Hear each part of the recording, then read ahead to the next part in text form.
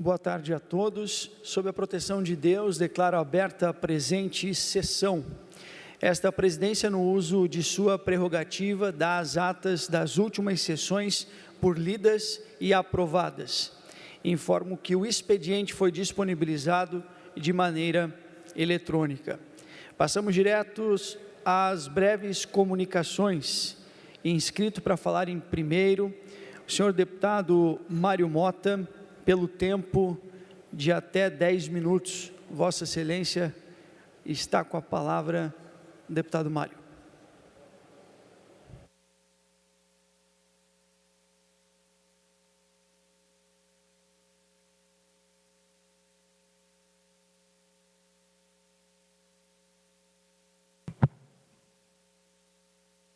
Senhor presidente, deputado Lucas Neves, demais integrantes da mesa, deputado Marcos da Rosa, meus queridos colegas presentes nesta plenária, a todos que nos acompanham pelos veículos da TVA, YouTube e demais redes sociais da Alesc, senhores e senhoras que se encontram aqui no auditório do nosso plenário, eu venho a essa tribuna no dia de hoje para chamar a atenção para um incidente ocorrido no dia 16 de janeiro último.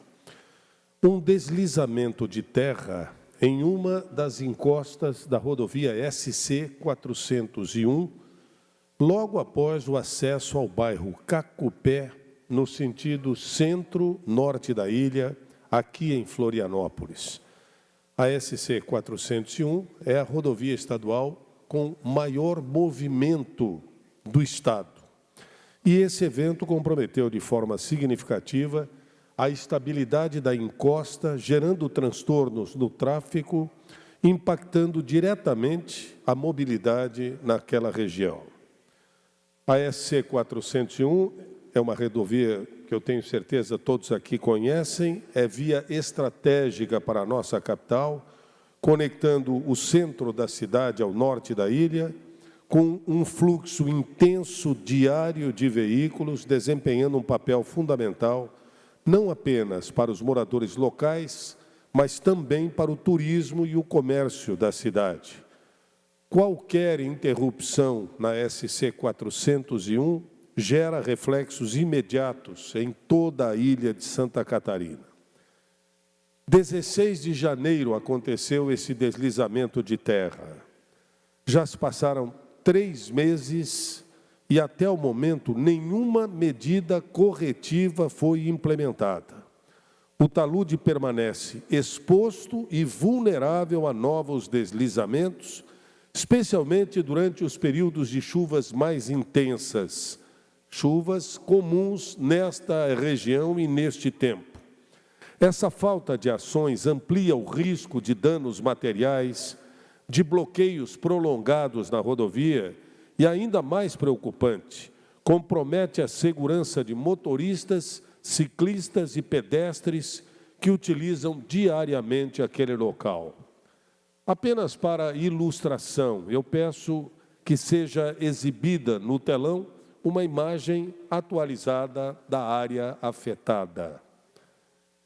É como se fosse ao vivo, senhores. É assim que está ao longo da SC-401, este pedaço de barranco veio abaixo no dia 16 de janeiro.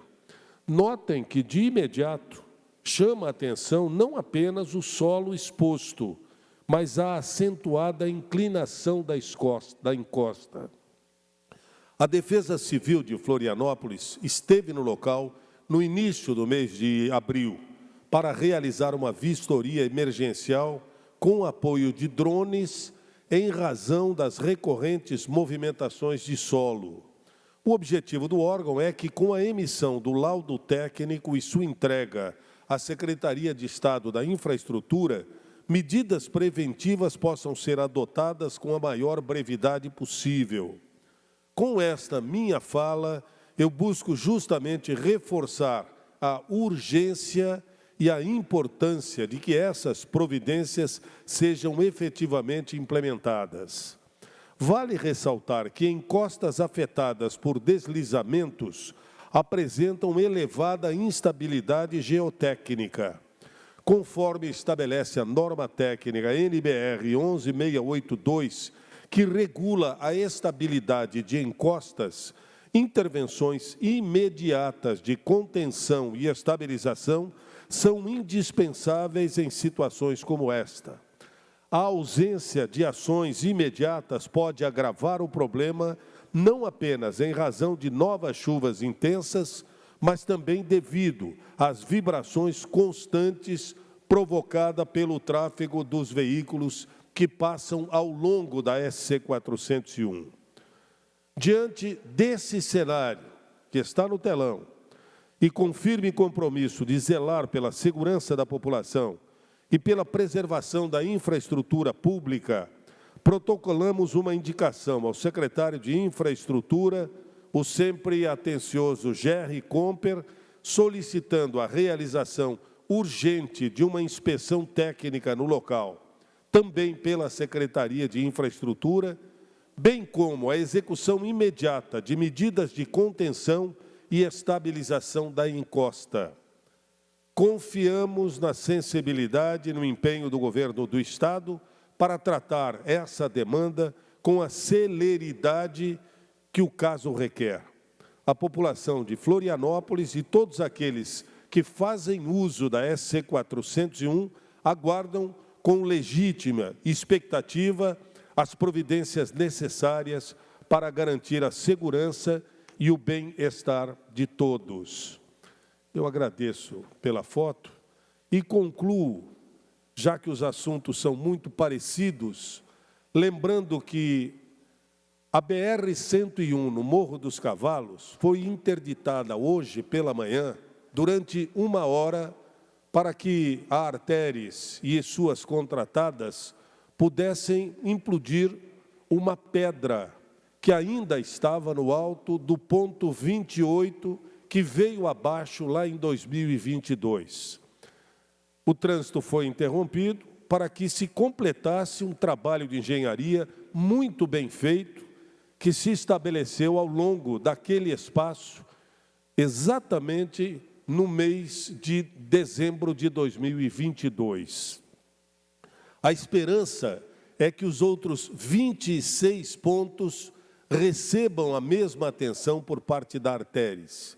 Porque, independente da solução que venha a ser encontrada e definida, seja contorno, semicontorno, seja um túnel, 2 túneis, seja o que for para a solução definitiva do Morro dos Cavalos, o fato é que até que essa solução seja completada, nós estaremos à disposição dos 27 pontos de risco que existem na sequência, em toda a sequência de 3 quilômetros do Morro dos Cavalos.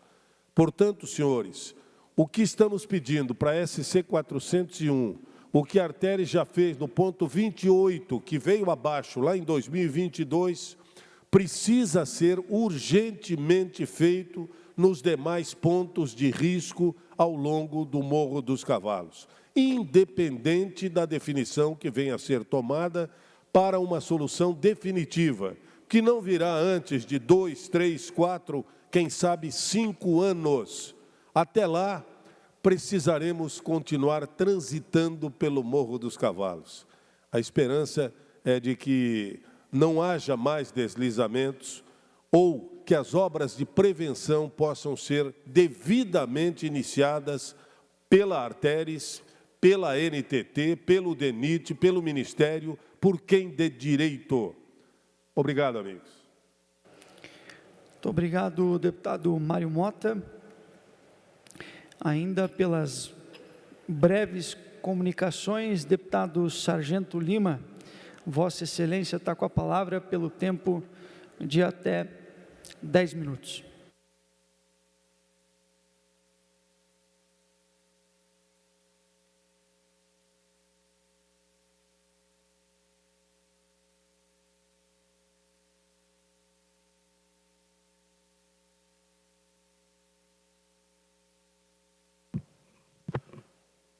Muito boa tarde, senhores.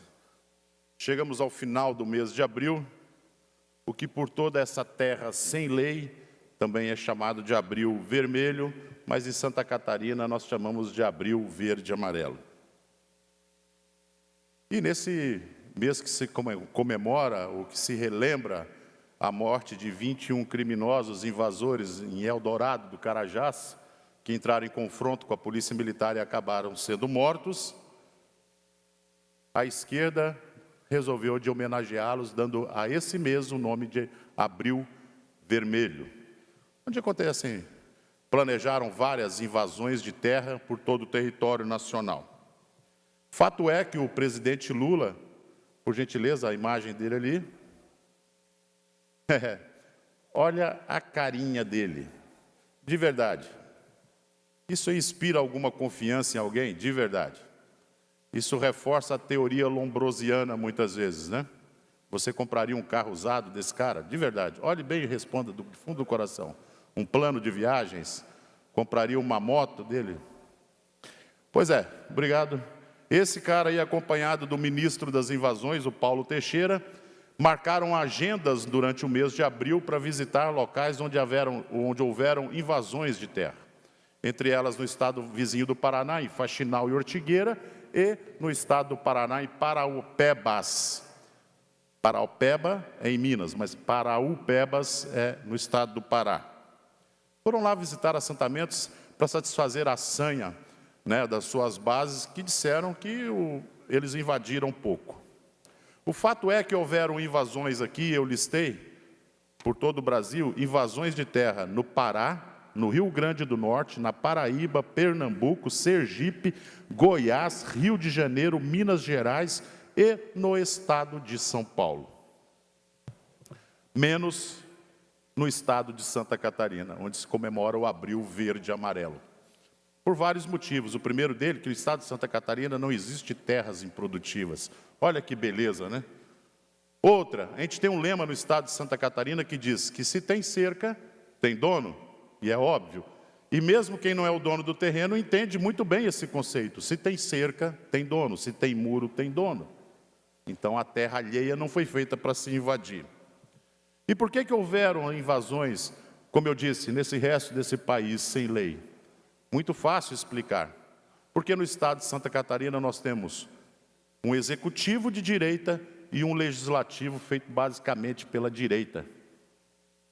Então, nos estados onde houveram invasões de terra, você pode olhar ali um por um, optaram pelo centro-esquerda e pela esquerda. E pagaram caro com isso. Pagam muito caro com isso. Ora, tendo em vista que esses estados têm pouquíssima ou quase nenhuma unidade de saneamento básico, eles não conhecem isso, eles olham aquela casinha da urna, eles pensam que é o banheiro. E não pode confundir aqueles dois lugares ali. E também, já parafraseando o eminente repórter catarinense, gaúcho, que reside em Santa Catarina, o Tarcísio Póbrega, que bem lembrou o Tarcísio, de uma escrita do extinto jornal Correio Lagiano, de que a urna não é lugar de se praticar vingança e nem se fazer protesto. Não se protesta na urna, de forma alguma. A urna é para você fazer um planejamento para o futuro e não protestar por aquilo que aconteceu no passado.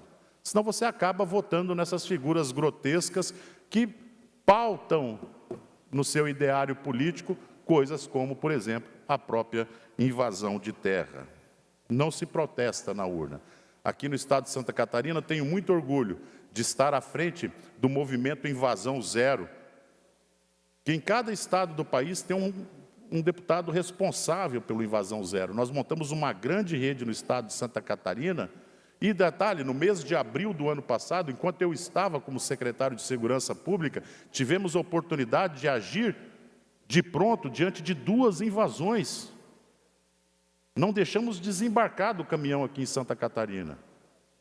Então, a esses outros estados que foram vitimados por essas quadrilhas de criminosos que andam por aí perambulando, buscando um coitado de um agricultor, alguém que investiu, e nós somos capitalistas, e você compra terra assim para poder investir, ela não tem que ter fundos, ter um lado social da sua propriedade. O social nós já fazemos quando pagamos a maior carga tributária do planeta. Nós ajudamos e muito.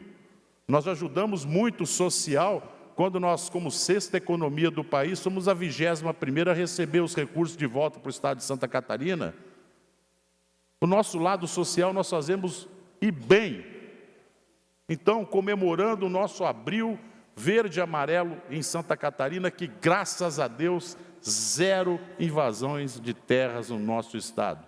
Como eu disse, por uma opção do eleitor que foi inteligente e optou por votar pela direita e pela centro-direita. Qualquer caminho contrário a isso, é isso que vocês vão ter.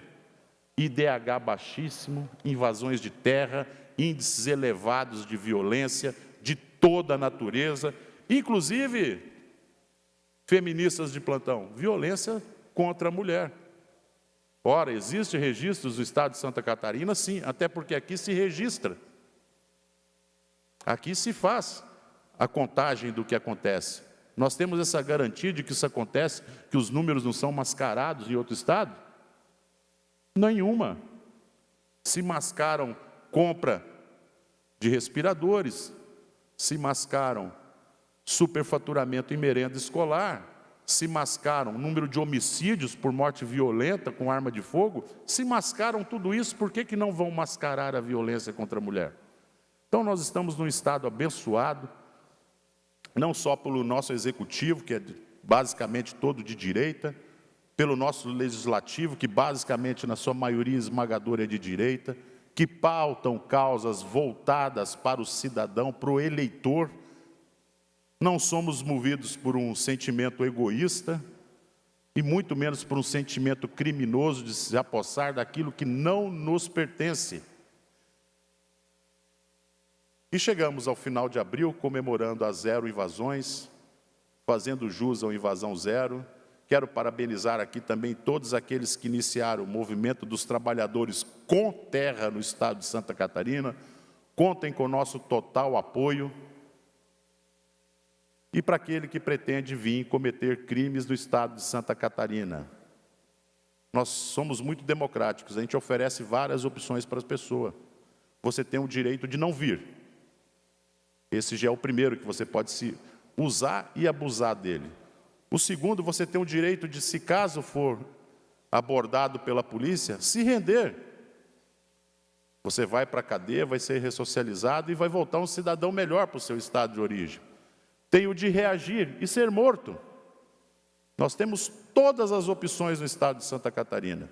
Aqui ninguém é fã de bandido, ninguém torce pelo criminoso, a gente torce pelo mocinho, principalmente nesse ano de grande alegria que nós comemoramos 190 anos da nossa briosa Polícia Militar do Estado de Santa Catarina, pela lei, pela grei, servir e proteger, mesmo com o sacrifício da própria vida. Muito obrigado. Muito obrigado, deputado Sargento Lima. Ainda pelas breves comunicações, deputado Maurício Peixe, Vossa Excelência está com a palavra pelo tempo regimental de até 10 minutos.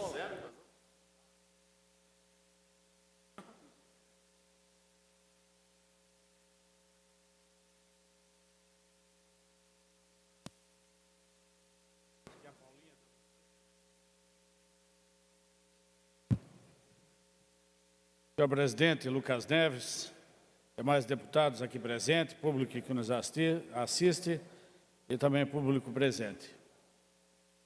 Nós temos aí, que teve de notícias final de semana, desde quinta, sexta-feira, que está na imprensa e que a gente foi tomado novamente de assalto verdadeiro, com a questão do INSS. Nós estamos diante de um escândalo novamente, que atinge diretamente os aposentados e pensionistas do nosso país, vítima de uma fraude cometida por um sistema que, em tese, deveria ser um amparo para o trabalhador e torna-se uma ameaça. Quase 400 mil pessoas, 400 mil brasileiros que receberam cobranças indevidas no INSS, quase 400 mil. valores que nunca deveriam ser cobrados. Nós vimos como funcionava isso, e o cobrando valores pequenos, e como a maioria dos aposentados não olham o seu olerite, o que recebe, lá vem o desconto, e quando vem e acha que isso ali é normal, está incluso, e deixa ir passando. É importante que todos entendam a gravidade deste crime. Não é um erro isolado ou apenas um simples engano. O que vemos aqui é a repetição de um padrão que já se arrasta há anos aqui no Brasil. É a negligência, o descaso, o desrespeito com o cidadão que trabalha, que produz, que paga suas contribuições para um país, para ser mais justo. E como se não bastasse a fraude em si, o que mais causa realmente estranheza é o silêncio de quem realmente é responsável por esta situação. Vamos olhar aqui para a história recente e fazer aqui um paralelo. Quando observamos os governos anteriores e vemos que os casos de corrupção eram escancarados. Durante os 13 anos dos governos petistas, fomos todos testemunhas de roubados por escândalos bilionários, como a Petrobras, que ficou no centro de um deles, e que quebraram ela, botaram uma empresa altamente lucrativa para uma empresa com um prejuízo enorme, destruindo e aumentando o preço do nosso petróleo.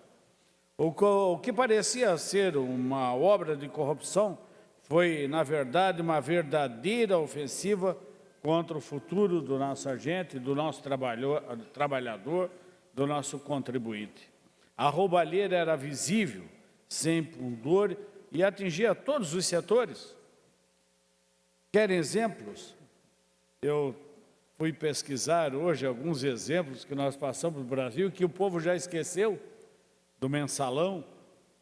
Valdomiro Diniz, afastado do cargo depois da divulgação de um vídeo em que aparece cobrando propina para arrecadar dinheiro para a campanha eleitoral de 2002. Ele também foi ligado ao famoso Carlinhos Cachoeira. O mensalão, deputados que eram pagos com dinheiro público, desviado com a ajuda do ex-tesoureiro do PT, o Delúbio Soares, lembro dele? E do operador Marcos Valério, lembro dele? O esquema revelado por Roberto Jefferson era chefiado, segundo ministros do STF, pelo presidente do PT, José Dirceu, e ministro. No primeiro ano do mandato da Dilma Rousseff, perderam o cargo sob suspeita de malfeitos os ex-ministros, que foi do PT, Antônio Palocci, foi preso, Wagner Rossi, da Agricultura, Orlando Silva, aquele, do Esportes, Pedro Novaes, do Turismo, Mário Negromonte, ministro das Cidades. Prisão da cúpula do PT, em outubro de 2012, foram 8 anos após a explosão do escândalo do mensalão, foram presos José Dirceu, José Genuíno, Delúbio Soares, que foram condenados por corrupção ativa. E também formação de quadrilha. Em agosto de 2014, Genuíno pediu progressão de regime e passou a cumprir pena em casa, assim como o Delúbio e o José Dirceu também. Hoje até tem alguns que aqueles que devolveram o dinheiro da corrupção, estão sendo ressarcidos através da justiça. Verdade isso, verdade. O Lava Jato, e aí o mais curioso, o ex-líder do governo, o senador Delcídio Amaral, foi preso em flagrante ao tentar comprar o silêncio do delator Nestor Cerveró. Lembra do Cerveró, aquele do olho? Aquele que piscava muito? Em negociação para firmar acordo de delação, Delcídio implicou Dilma e Lula no escândalo da Petrobras, afirmou que ambos atuaram para melar o Lava Jato. Querem mais? Querem mais? E agora é a vez dos presos no governo do PT. Aldemir Bendini, ex-presidente da Petrobras e do Banco do Brasil, Wagner Pinheiro, ex-presidente do Correios, Juquinha das Neves, ex-presidente da Valec, estatal responsável pela administração e construção de ferrovias, Nestor Severo, ex-diretor da Petrobras, Guilherme Lacerda, ex-diretor do Fundo de Pensão de Funcionários da Caixa e do BNDES, João Vacari, ex-tesoureiro do PT, Delúbio Soares, ex-tesoureiro do PT também, Delcide Amaral, como falei, ex-líder do governo do PT e do Senado, José Dirceu, ex-ministro, chefe da Casa Civil no governo Lula, Antônio Palocci, ex-ministro da Fazenda do governo Lula, deputado federal, e o chefe do grupo também foi preso, condenado, mas depois, num ato inédito, descondenado. Ele teve todas as penas extintas, mesmo sendo delatado, e todos nós sabemos que era um principal envolvido. E comparemos agora isso com o governo Bolsonaro. Um período marcado por fiscalizações, fiscalização rígidas, maior controle sobre os gastos, a recuperação da Petrobras, uma dívida enorme, recuperou um lucro. Embora todos os governos enfrentem desafios, o governo Bolsonaro se destacou pela tentativa, assim, de restaurar a confiança do povo nas instituições. Deputado Antídio, lembra algum dos ministros presos ou presidente de estatal preso do Bolsonaro? Não teve. E nós estamos diante dessa corrupção novamente. Agora temos esse novo escândalo. O que eu posso chamar de fraude sistemática? Um golpe nas contas dos aposentados, aqueles que contribuíram para o Brasil por anos e anos, e sendo descontados valores pequenos não percebíveis. E agora, o que vai ser feito? Inclusive, ONG, inclusive sindicato, aliás, do Frei Chico, irmão do presidente Lula. E a pergunta que fica, qual é a justificativa para isso? De quem é a responsabilidade por essa ação? Estamos realmente aprendendo com erros do passado? Nós não podemos tolerar essa prática nefasta que arrebenta o Brasil, porque a corrupção é o maior câncer da nossa sociedade, que destrói, que mata, que deixa de investir. Por isso o Brasil está com um índice altíssimo agora de endividamento, que praticamente impagável. E a corrupção continua e nada é feito, nada é feito. Onde nós vamos parar? Qual é a confiança? Nós, como representantes aqui do povo, temos o dever de fiscalizar, de cobrar, de não permitir que esses erros históricos sejam repetidos. Não dá para ficar quieto, não podemos ficar calados, porque se nós permitirmos que isso continue, estaremos novamente permitindo que o Brasil caia no erro do passado, e já caiu. Por isso estou aqui para pedir explicação para o povo brasileiro, para aqueles que contribuíram, para os aposentados, esses que têm sim sempre a esperança de um mundo melhor, de um Brasil melhor e de uma vida melhor, e eles estão sendo enganados. Coitados, todos sendo enganados por esse sistema corrupto que não faz nada. O povo brasileiro tem que abrir os olhos. É o povo, é o dinheiro do povo, dinheiro da contribuição das pessoas que está sendo desviados, enganados, surrupiados e deixando o povo cada vez mais pobre para depender do governo. Obrigado, presidente. Muito obrigado, deputado Maurício Peixer, ainda pelas breves comunicações com a palavra, deputado Jefferson Cardoso, pelo tempo de até 10 minutos. Está no jornal.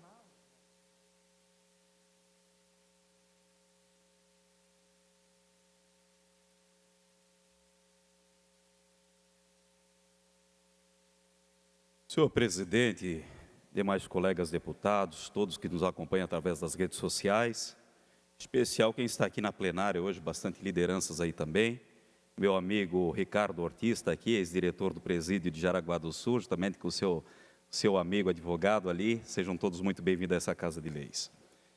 Senhores deputados, eu ouvi atentamente a fala dos senhores, em especial do deputado Sargento Lima, e falou a respeito do Abril Vermelho. O Abril Vermelho, de fato, é um ícone para todo o Brasil, porque tudo que é desgraça do PT parece que aparece no abril, no mês de abril. Tudo que é escândalo de corrupção e tudo que é aquilo que traz prejuízo para o contribuinte aparece no mês de abril.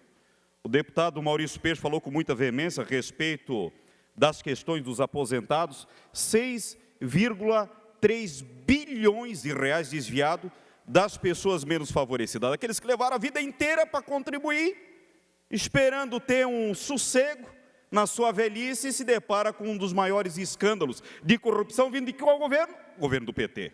Governo do PT. Hoje pela manhã recebi em meu gabinete uma comitiva da Associação FIAPESC, que cuida de diversos aposentados, que tem uma instituição séria, que vigora há mais de 20 anos, né, na condição do seu Iburici, que é presidente da FIAPESC, e nos trouxe uma demanda importantíssima. Para os senhores verem, de um erro do governo do PT, de uma roubalheira desgraçada que acontece no mês de abril, acaba lesando os bons, as associações de verdade que têm compromisso com os seus associados. A FIAPESC não está há 2, 3, 4, 5 anos, não, está há mais de 20 anos, cuidando dos aposentados, cuidando das pessoas. E esse rombo fez com que todos os recursos, todos os descontos que vinham em seu benefício, fosse paralisado, fosse interrompido. Ou seja, quem contribui com uma associação séria, agora não vai ter mais o recebimento à associação desses associados, porque o INSS não vai mais repassar, bloqueou de todo mundo, bloqueou dos maus, inclusive do irmão do presidente da República, que é um dos envolvidos nesse escândalo, mas também bloqueou daqueles que prestam um excelente e brilhante trabalho em Santa Catarina. Eu, claro, não durmo de toca, já peguei e fiz uma preposição, senhores, que eu conto com a assinatura de todos os parlamentares dessa casa, uma moção de apelo ao presidente da Seguridade Nacional, para que não faça a interrupção das associações que são sérias, daquelas que já mostraram uma folha de serviço prestada nos anos que vêm com as suas atividades por todo o Brasil. Vai lesar muitos e muitos. Tem aluguel para pagar das associações, tem funcionários para pagar, tem contribuições de médicos, porque eles bancam da associação médicos para os aposentados, para não depender do SUS, que é um fracasso total. Então eles têm esse compromisso de pagamento todos os meses. Agora vai chegar dia 9, quando era para cair o pagamento, não vai constar absolutamente nada nas contas das associações, repito, que são sérias por todo o Brasil. Então eu peço para os demais colegas deputados ajudarem nesse apelo tão importante, para que o presidente do INSS venha de fato rever essa portaria, revogar para aquelas que têm no mínimo mais de 5, 6 anos de atividade, porque já mostraram ser séria, já mostraram realmente comprometimento. Então peço para que os nossos colegas deputados venham junto em um só coro, nos ajudar nessa demanda tão importante, que é garantir esses recursos, esses benefícios que vêm para os aposentados de todas as associações que fazem parte, tão importante. Outra demanda que eu tenho para falar para os senhores é o absurdo dos absurdos, deputado Gessé Lopes. Por isso que eu falo que abril, como o deputado Sargento Lima falou, que é o abril vermelho, é o abril da desgraça para o Partido dos Trabalhadores mesmo. Dia 22 de abril, senhores deputados, dia 22 de abril, matéria quente, matéria que saiu agora. Saiu que o plano Minha Casa Minha Vida, que é para beneficiar as pessoas baixa renda, as pessoas que realmente precisam, deputado Antídio, vai destinar 3%.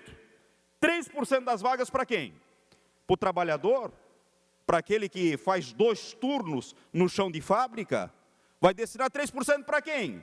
Para aquelas pessoas, para aquelas mães solteiras, como eu conheci em Jaraguá do Sul, uma que tem 2 filhos deficientes, que não pode trabalhar, tem que ficar em casa, vive do benefício do BPC, é para essa que vai destinar 3%? Não.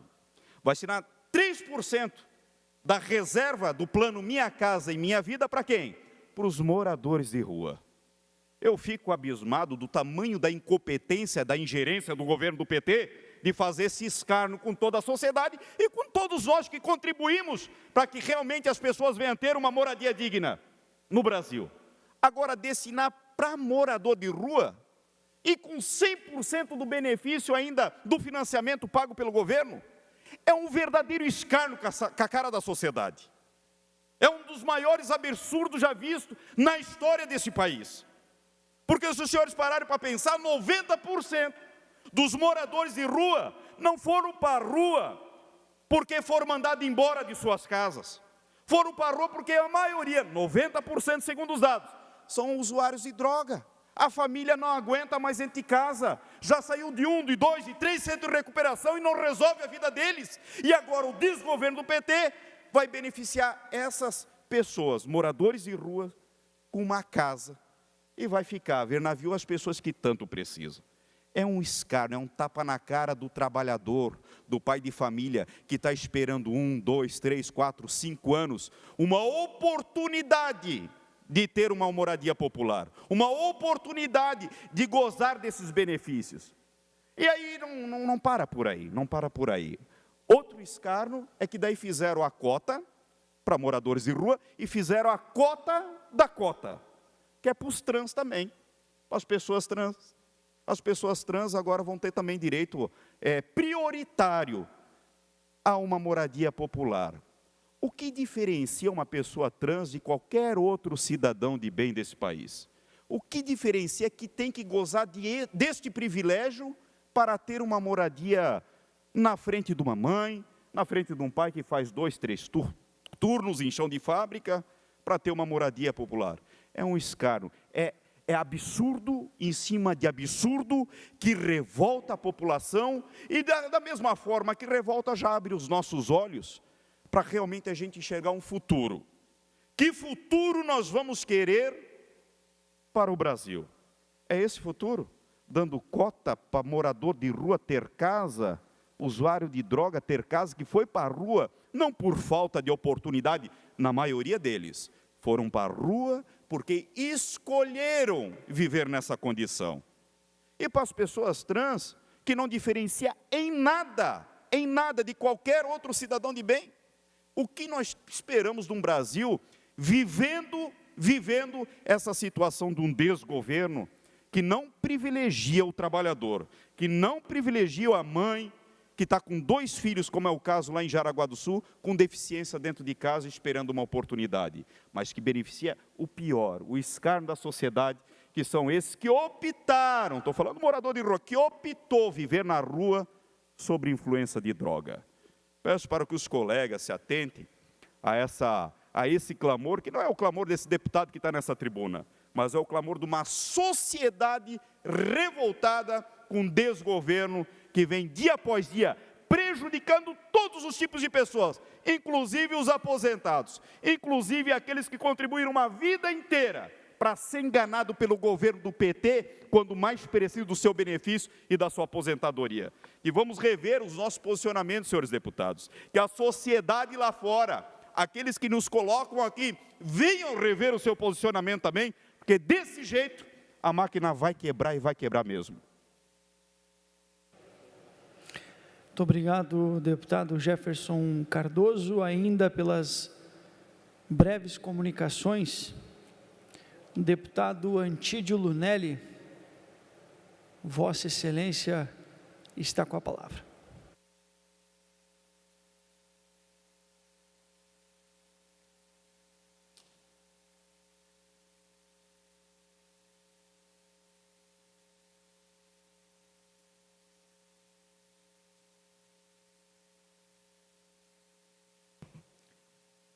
Senhor presidente Lucas Neves, prezados deputados e deputadas, a todos que nos acompanham pela TV Alesc.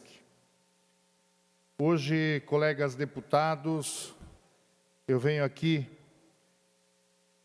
para lembrarmos que nesta quinta-feira, dia 1º de maio, nós comemoramos o Dia do Trabalhador. A minha palavra é de respeito, de gratidão e, acima de tudo, de compromisso.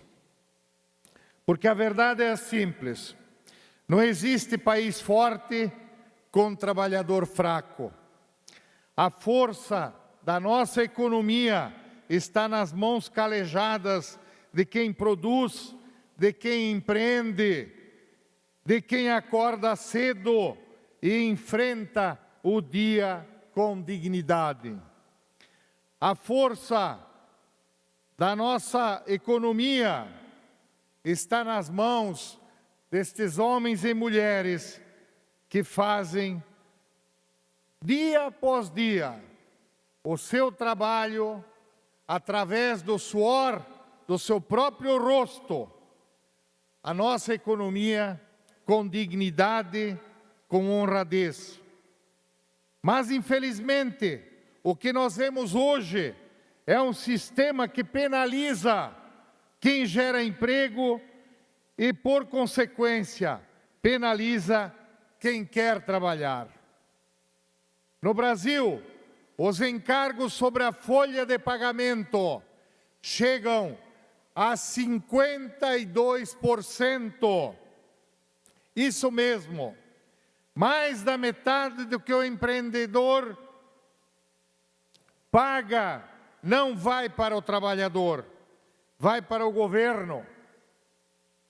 Em outras palavras, se o governo não fosse tão ineficiente e se não gastasse tanto, o trabalhador brasileiro poderia receber, no mínimo, o dobro do que recebe. Esta tributação sobre o emprego encarece a contratação formal, desestimula o emprego com carteira assinada e empurra milhões de brasileiros para a informalidade. Hoje, senhoras e senhores, mais de 40% da força de trabalho está na informalidade. Pessoas que trabalham duro, mas sem direitos, sem aposentadoria garantida, sem segurança, e esta conta certamente irá chegar. É por isso que eu digo que com todas as letras, que a melhor política social que existe é a carteira de trabalho assinada. Não é com assistencialismo eterno que vamos construir um Brasil próspero. É com liberdade para empreender, com incentivo à produção e com menos burocracia para quem gera empregos. Nós precisamos mudar esta lógica perversa. Enquanto o governo tributa quem trabalha e quem produz, falta dinheiro na saúde, na educação e também na segurança. Enquanto isso, o Estado segue pesado, ineficiente e custando caro demais para todos nós.